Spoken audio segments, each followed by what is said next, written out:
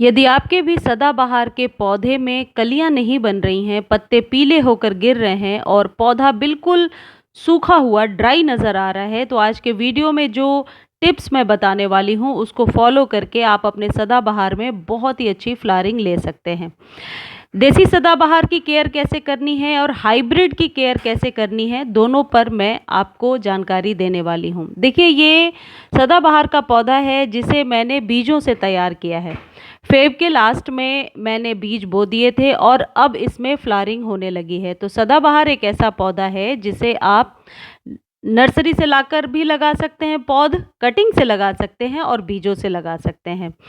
बीजों को लगाने के लिए और कटिंग को लगाने के लिए आपको रेनी सीजन तक वेट करना होगा। जून एंड में जब बरसात शुरू हो जाएगी तो आप इसके पौधे की कटिंग कहीं से लाकर लगा सकते हैं और बीजों को भी लगा सकते हैं। यदि आपके पास सदाबहार का पौधा है तो उसमें बीज अपने आप फलियों जैसे, कई बार मैंने वीडियो में दिखाया है, तैयार हो जाते हैं। वो बीज पकने के बाद आप निकाल कर रख सकते हैं और मिट्टी में जस्ट ऊपर से यदि आप स्प्रिंकल कर देंगे तो नए पौधे बहुत आसानी से बन जाएंगे। देखिए, छोटे से गमले में मैंने जहाँ जहाँ बीज डाले थे ये सारे पौधे अपने आप तैयार हो गए हैं। यदि आपके पास हाइब्रिड सदाबहार है तो आप उसे बरसातों में बचा कर रखेंगे, यानी कि यदि बारिश हो रहा है आपके यहाँ तो सदाबहार, हाइब्रिड सदाबहार को बरसात में बाहर ना रखें, ऐसी जगह पे रखें जहाँ बरसात का पानी ना गिरे। अब प्रॉब्लम क्या है कि यदि सदाबहार में फ्लावरिंग नहीं हो रही है या डंडी कुछ इस तरीके से सूख रही है, जैसे ये मेरे सदाबहार की डंडी आपको दिख रही है, ये ऊपर से डाईबैक की प्रॉब्लम हो गई है, ये भी बीज से उगाया हुआ पौधा है और नीचे से पौधा बिल्कुल हरा है। ऐसा इसलिए हुआ क्योंकि ये पौधा जड़ से आंधी में हिल गया था। तो जब पौधे के रूट में हवा जाने लगती है तो उस पौधे पर भी डाईबैक की प्रॉब्लम हो जाती है। देसी सदाबहार में दो कलर्स आते हैं, पिंक और वाइट। देसी सदाबहार को पूरे दिन के सनलाइट में रखना है, हाइब्रिड को भी पूरे दिन के सनलाइट में रख सकते हैं, लेकिन यदि आपको ऐसा लगता है कि प्लांट की पत्तियां जली जली सी हो रही हैं तो उसे ग्रीन नेट में रख सकते हैं, सुबह की धूप दे सकते हैं और दोपहर की धूप से बचा सकते हैं।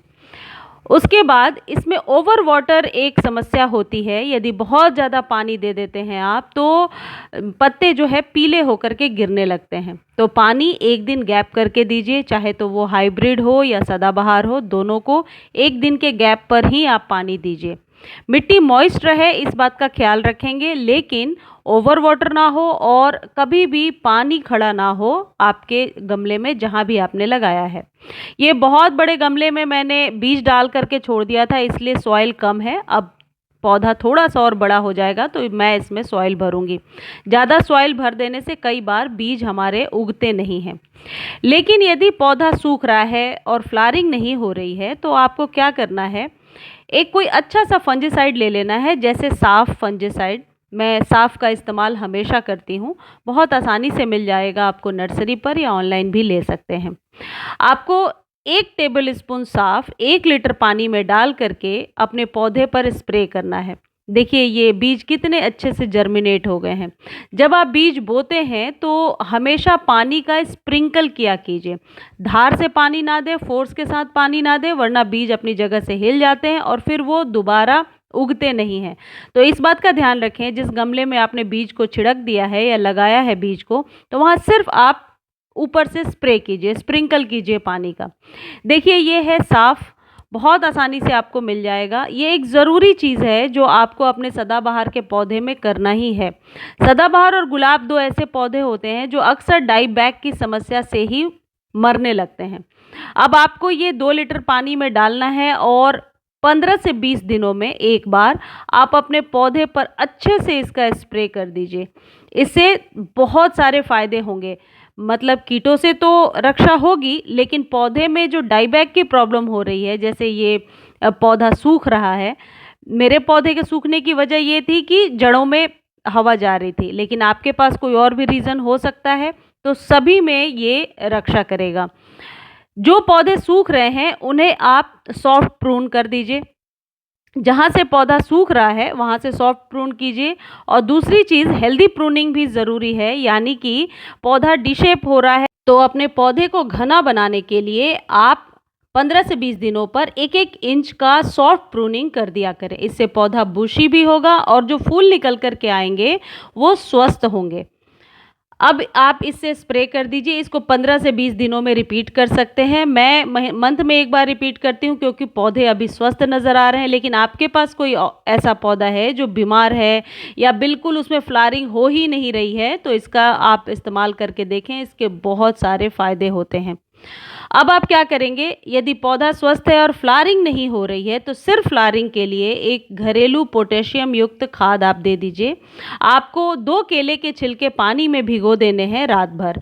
अगले दिन उस पानी में हाफ नॉर्मल वाटर मिला करके अपने पौधे को दे देना है। आप चाहें तो उस केले के छिलके में 1 चम्मच चाय पत्ती भी मिला सकते हैं। चाय पत्ती को डायरेक्ट आप गमले में भी डाल सकते हैं। यानी नाइट्रोजन और पोटेशियम 2 चीज़ यदि आपके पौधे को मिल जाती है तो ये सदाबहार का पौधा बहुत ही स्वस्थ नज़र आता है।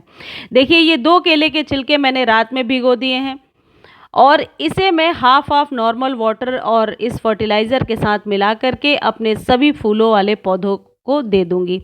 जिन लोगों की ये शिकायत है कि हमारे गमले में सारे खाद देने के बाद भी फ्लावरिंग नहीं हो रही है, तो इस केले के छिलके वाले फर्टिलाइज़र के साथ आप क्या करेंगे, ये पतला सा 1 इंच का चॉक, जैसा कि अक्सर मैं आपको बताती हूँ, ये आप अपने सदाबहार के मिट्टी में दबा देंगे।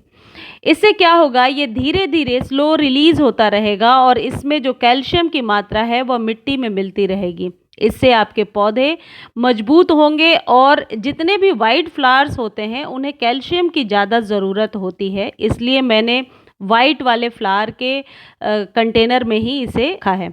आप चाहें तो इस जगह पे 1 चुटकी चूना पानी में घोल करके मंथ में 1 बार भी दे सकते हैं, लेकिन ये चॉक का उपाय ज़्यादा सही है। देखिए, हाफ मैंने मिला लिया और इसे मैं जड़ों में दे दूंगी। इसका स्प्रे नहीं करना है, जड़ों में डालना है। इसको रिपीट कब कर सकते हैं, आप वीकली रिपीट कर सकते हैं।